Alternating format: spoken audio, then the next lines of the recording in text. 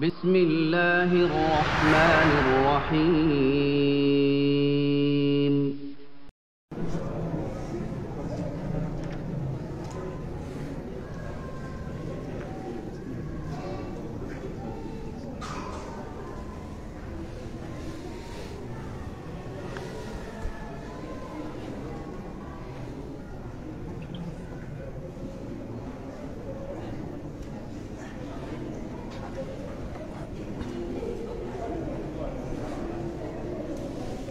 Bismillahirrahmanirrahim. Assalamualaikum warahmatullahi wabarakatuh. Innal hamdalillah nahmaduhu ta'ala wa nasta'inuhu wa nastaghfiruh wa na'udzu billahi min shururi anfusina wa sayyiati a'malina. Man yahdihillahu fala mudilla lahu wa man yudlil fala hadiya lahu. وأشهد أن لا إله إلا الله وحده لا شريك له وأشهد أن محمدا عبده ورسوله لا نبي بعده. اللهم فصل وسلم وبارك على نبينا محمد وعلى آله وأصحابه ومن تبعهم بإحسان إلى يوم الدين. أما بعد. أيها الإخوة والأخوات hadirin dan hadirat jamaah sekalian yang dirahmati oleh Allah Subhanahu wa taala. Alhamdulillah, kita bersyukur kehadirat Allah Azza wa Jalla atas nikmat yang sangat besar yang senantiasa dianugerahkan kepada kita, sehingga di malam hari ini kita kembali berkumpul di dalam salah satu majelis dari majelis-majelis ilmu untuk kita saling mengajarkan antara satu dengan yang lainnya, saling mengingatkan di atas kitabullah dan hadis Rasulullah sallallahu alaihi wa ala alihi wasallam. Pelajaran kita dari kitab Jawami'ul Akhbar masuk pada hadis yang ke-15 ya.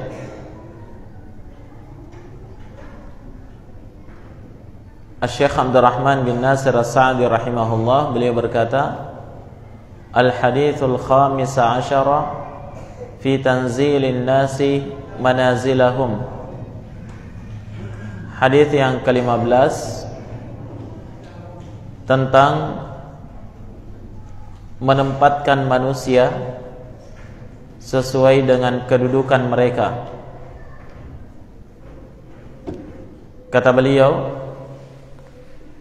An Aisyah radhiyallahu anha anna Nabiy sallallahu alaihi wasallam qala anzilun nasa manazilahum.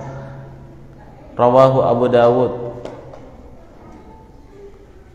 Dari Aisyah radhiyallahu anha bahwasanya Nabi sallallahu alaihi wasallam bersabda, anzilun nas, tempatkanlah manusia manazilahum, sesuai dengan kedudukan mereka. Haditsnya diriwayatkan oleh Al-Imam Abu Dawud. Hadits ini jamaah sekalian adalah hadis yang luar biasa kandungan dan maknanya. Namun sayang sekali, tatkala hadis ini adalah hadis yang dilemahkan secara periwayatan oleh sejumlah ulama ahli hadis.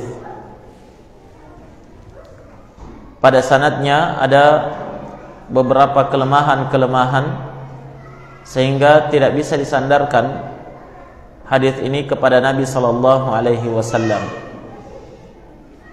Maka hadis ini adalah hadis yang didhaifkan, dilemahkan oleh Syekh Al-Albani rahimahullah dalam kitabnya Dhaiful Jami'.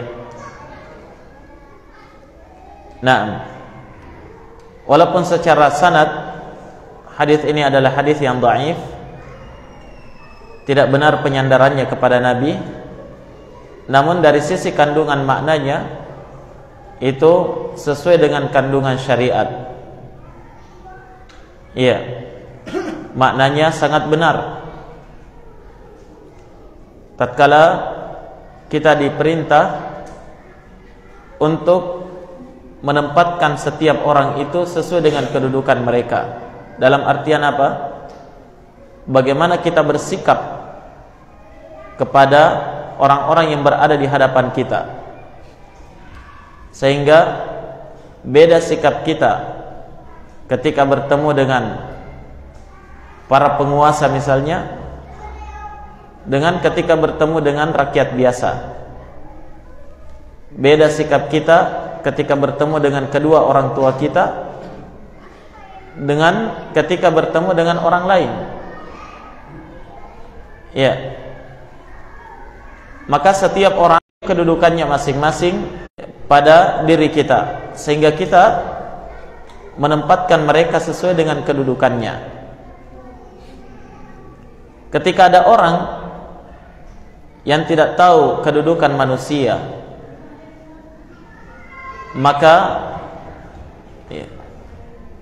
pasti dia akan bersikap kepada mereka dengan sikap yang sama, sehingga menunjukkan na'am, dia adalah orang yang kurang adab, kurang faham dengan etika di dalam bergaul dengan manusia.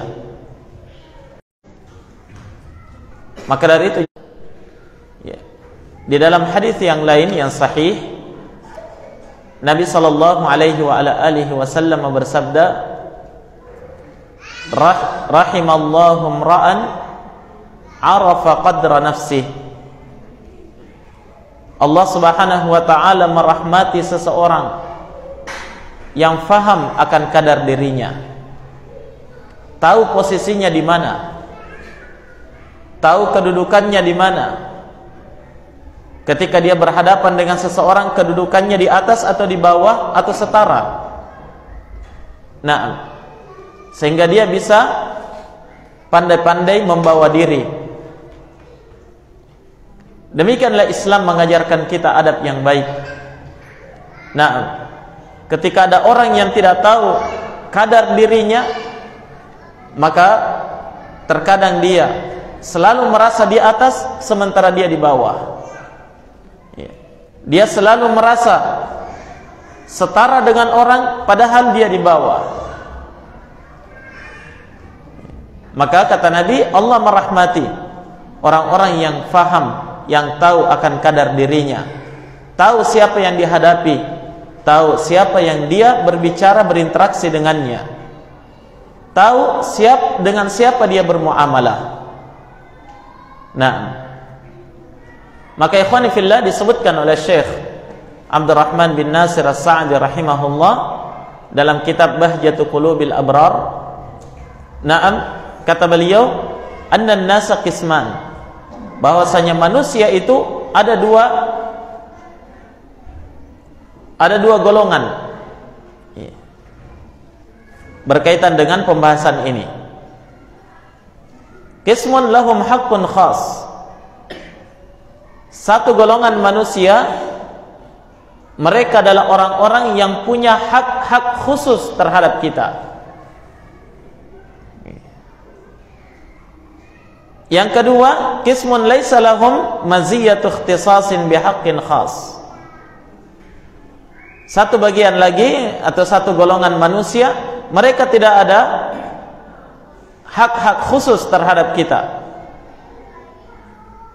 tidak ada kedudukan khusus di hadapan kita.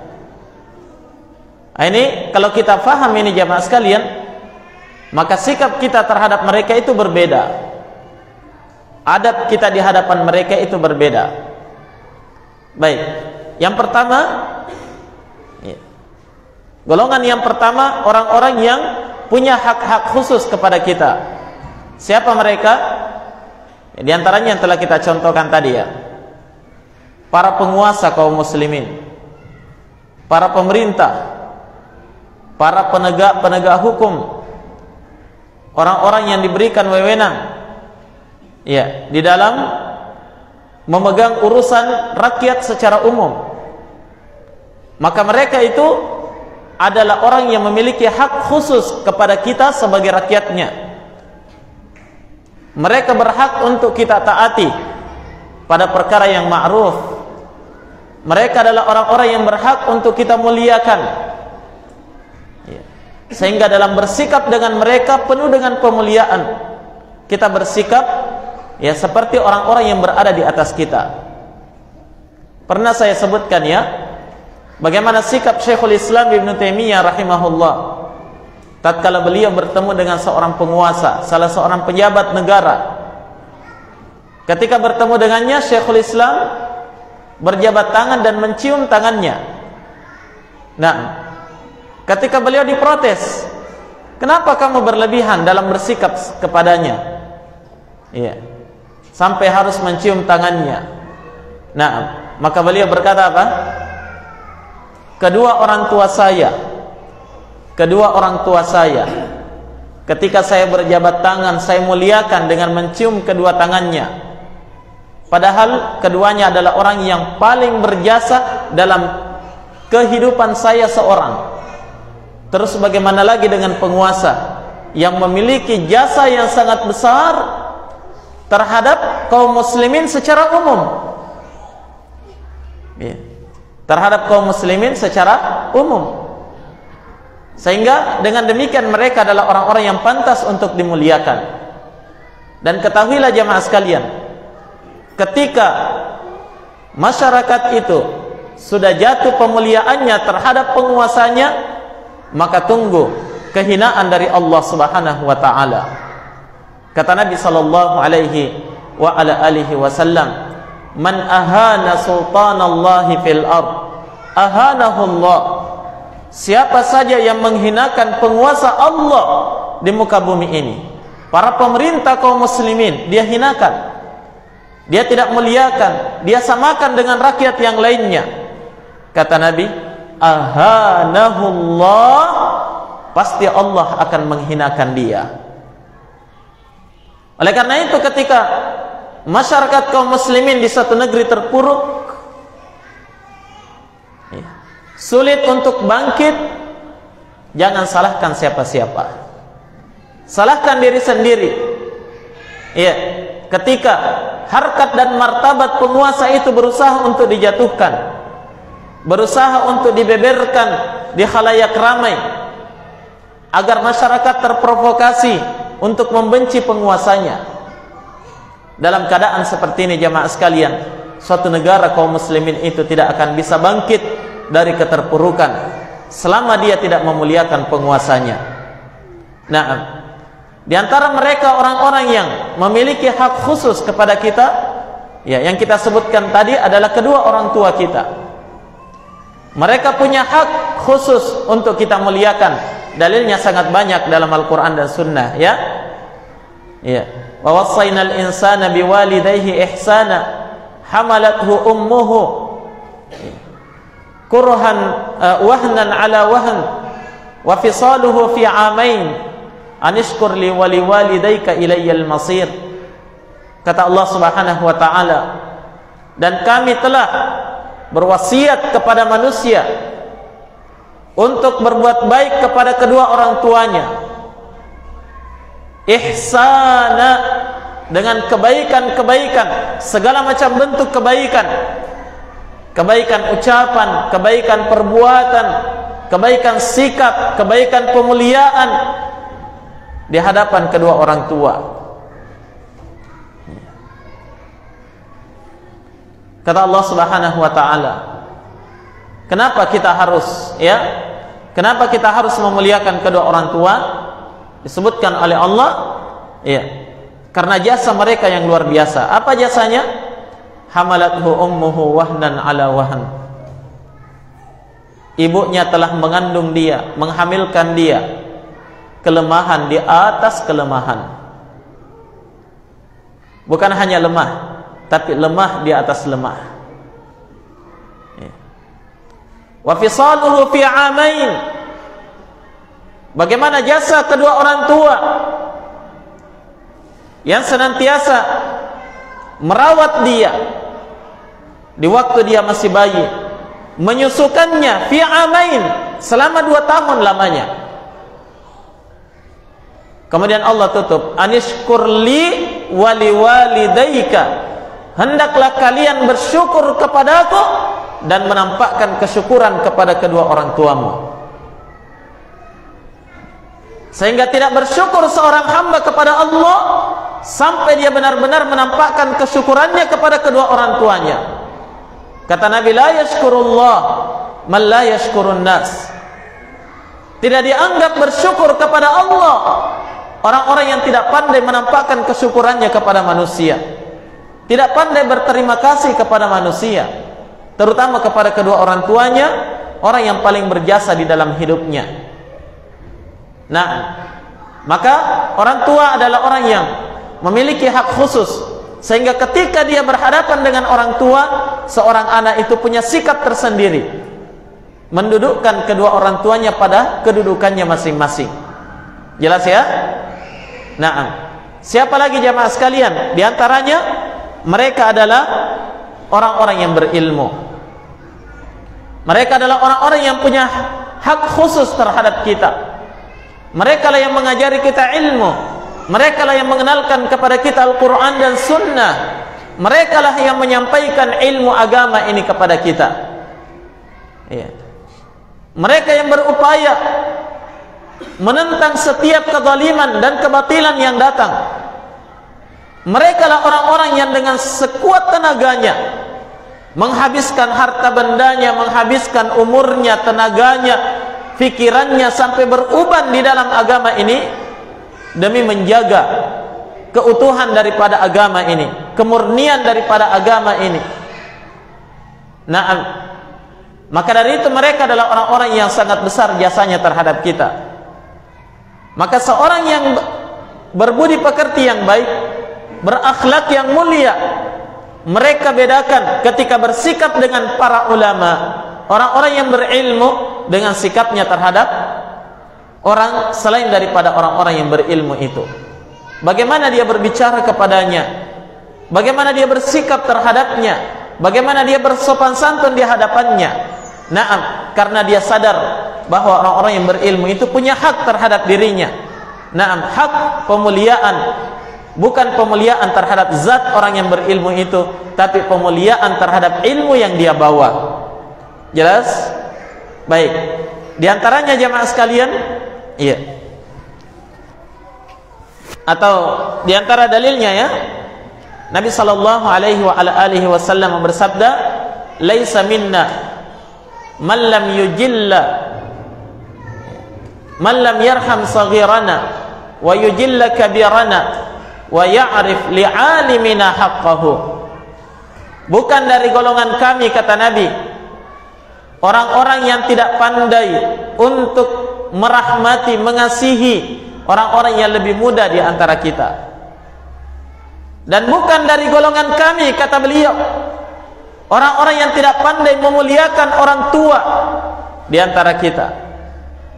Dan bukan dari golongan kami, orang-orang yang tidak tahu hak orang-orang yang berilmu di antara kita. Perhatikan wejangan Nabi sallallahu alaihi wasallam. Kata Nabi, bukan dari golongan kita orang-orang yang tidak pandai memuliakan ulama. Bagaimana pemuliaan terhadap para ulama? Ya, itu dibahas di dalam pembahasan-pembahasan khusus.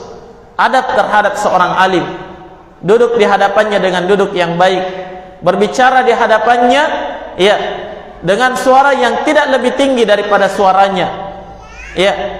Demikian pula jamaah sekalian, tatkala dia bertanya kepada seorang alim, dia bertanya sebagai seorang murid terhadap gurunya, bukan bertanya ingin menguji, bukan bertanya ingin mengetes, bukan pula bertanya ingin menjatuhkan. Jelas ya? Itu adab-adab seorang penuntut ilmu terhadap orang-orang yang berilmu. Para ulama kita ikhwani fillah, mereka adalah orang-orang yang sangat besar jasanya di dalam agama ini. Ya, sehingga tidak pantas untuk kita hinakan, tidak pantas untuk kita rendahkan derajatnya. Karena itu adalah perbuatan yang dimurkai oleh Allah Subhanahu wa taala.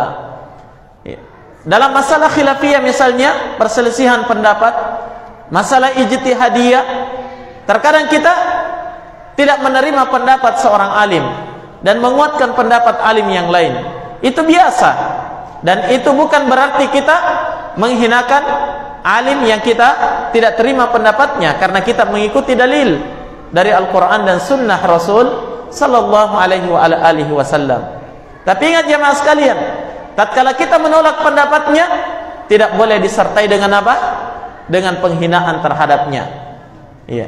Sampai-sampai menyebutkan masa ulama fulan, ya, berfatwa seperti ini menyelisihi dalil. Ulama yang seperti ini tidak bisa lagi diambil ilmunya. Naam. Padahal bagaimanapun ketinggian ilmunya, dia adalah seorang manusia biasa. Naam. Seorang manusia biasa, selama dia adalah alim ahlus sunnah, maka wajib untuk kita muliakan, walaupun tidak semua pendapatnya kita terima. Bisa difahami? Iya. Dalam perkara ini banyak penuntut ilmu yang meninggalkan atau melalaikan perkara yang seperti ini, tidak faham bagaimana dia memberikan hak-hak para ulama itu. Baik. Kemudian di antara mereka yang memiliki hak-hak khusus terhadap kita, ya, adalah al-jiran, tetangga-tetangga kita. Ya. Walaupun dia adalah rakyat biasa, bahkan walaupun dia adalah orang yang sangat miskin sekalipun, selama dia sebagai seorang tetangga, maka dia punya hak untuk dimuliakan. Ya. Maka tempatkan dia sesuai dengan kedudukannya sebagai seorang tetangga. Tidak boleh diganggu, wajib untuk dimuliakan, harus dibantu dalam segala kebutuhannya, dan seterusnya. Ingat Nabi sallallahu alaihi wasallam bersabda, "Man kana yu'minu billahi wal yawmil akhir fala yu'dhi jarahu." Siapa di antara kalian yang beriman terhadap Allah dan hari akhir, maka jangan sekali-kali dia mengganggu tetangganya. Pemuliaan terhadap tetangga itu dibahas di dalam agama kita, menunjukkan mereka memiliki hak yang sangat besar terhadap kita. Ya. Bahkan Nabi sallallahu alaihi wasallam bersabda, "Wallahi la yu'min. Wallahi la yu'min. Wallahi la yu'min." Demi Allah tidak beriman. Sampai 3 kali Nabi ucapkan. Tidak beriman. Nabi ditanya, "Man ya Rasulullah? Siapa yang kamu maksud tidak beriman itu wahai Rasulullah?" Kata Nabi, "Man la ya'manu jarahu bawa'iquhu." Mereka adalah orang-orang yang tetangganya tidak pernah merasa aman dari gangguannya. Iya, baik gangguan dengan perbuatan atau gangguan dengan lisan. Nabi katakan tidak beriman, menunjukkan tetangga itu punya hak khusus yang wajib kita tempatkan mereka sesuai dengan tempatnya. Jelas ya? Tayyib. Dan bukan maksudnya di sini orang-orang yang punya hak-hak khusus ini, ya, ditempatkan sesuai tempatnya. Kalau ada acara, ya, harus mereka di tempat tersendiri, ya. Ya. Bukan maksudnya seperti itu. Tapi di sini dalam masalah sikap, ya, bagaimana kita berbicara dengannya, bagaimana kita memuliakannya, dan seterusnya. Naam, harus dibedakan dengan orang-orang yang tidak punya hak khusus terhadap kita. Jelas ya? Naam. Ya. Jangan hanya di di acara pernikahan saja misalnya, ya, atau acara-acara yang lainnya, baru nampak mereka yang dimuliakan siapa? Yang pakai songkok haji. Ya. Maju ki Pak Haji di depan, Ibu Haji di depan ki langsung, ya, di atas. Nah, duduk di atas. Yang lain yang tidak pakai songkok haji tidak apa-apa, di karpet saja. Nah, bukan seperti itu maksudnya, ikhwani fillah. Tapi di sini dalam sisi apa? Bagaimana kita bertutur kata, bagaimana kita memuliakan, bagaimana kita berbakti, ya. Ini yang diperintahkan di dalam agama Allah Subhanahu wa taala untuk memuliakan orang-orang yang punya hak khusus kepada kita. Dan banyak lagi yang lainnya, ya. Ya, seorang istri memahami suaminya punya hak khusus terhadap dirinya, maka beda sikapnya terhadap suami dengan sikapnya terhadap orang lain. Iya, seorang suami juga sebaliknya, faham istrinya punya hak khusus terhadap dirinya, sehingga dia bedakan sikapnya terhadap istrinya dengan sikapnya kepada wanita-wanita yang lain. Jelas ini?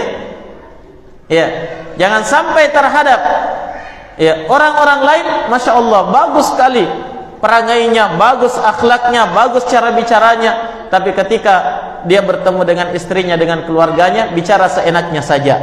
Nah, ini sangat terbalik dengan tuntunan agama Allah Subhanahu wa taala terhadap kita. Justru terhadap pasangan kita, mereka lah orang-orang yang harus kita muliakan melebihi daripada yang lainnya. Jelas ya? Tayyib. Karena mereka adalah orang-orang yang sangat besar jasanya di dalam kehidupan ini. Tayyib. Yang kedua, golongan manusia yang kedua, mereka adalah orang-orang yang tidak punya hak khusus terhadap kita. Ya, siapa mereka? Mereka adalah kaum muslimin. Ya, secara umum, selain daripada orang-orang yang punya hak khusus terhadap kita. Maka bagaimana kita bersikap dengan kaum muslimin secara umum? Naam, maka sikap terhadap mereka adalah antamna alahumul adza, harus menahan diri melakukan gangguan terhadap mereka.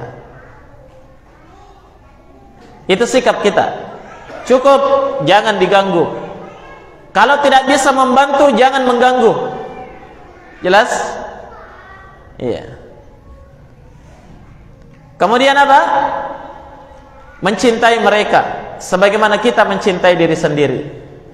Cinta untuk mereka apa yang kita cintai untuk diri kita, dan kita benci untuk mereka apa yang kita benci untuk diri kita. Itu sikap kita terhadap kaum muslimin. Kata Nabi sallallahu alaihi wasallam, la yu'minu ahadukum hatta yuhibba li akhihi ma yuhibbu li nafsihi. Tidak beriman salah seorang di antara kalian sampai dia mencintai untuk saudaranya apa yang dia cintai untuk dirinya sendiri. Dia senang untuk saudaranya sebagaimana dia senang hal itu terjadi pada dirinya. Nah, maka itu adalah bentuk sikap kita terhadap saudara muslim, ya, yang tidak punya hak khusus terhadap kita, jamaah sekalian. Ya, berbicara dengannya dengan pembicaraan yang biasa-biasa saja, tanpa menyakitinya, tanpa merusak kehormatannya, ya, dan tidak melakukan gangguan terhadapnya. Nah, mungkin itu sekelumit apa yang bisa kita bahas dari hadis Aisyah ini. Ya, luar biasa ya kandungan dan maknanya. Hanya sayangnya secara sanad hadis ini adalah hadis yang dhaif. Baik.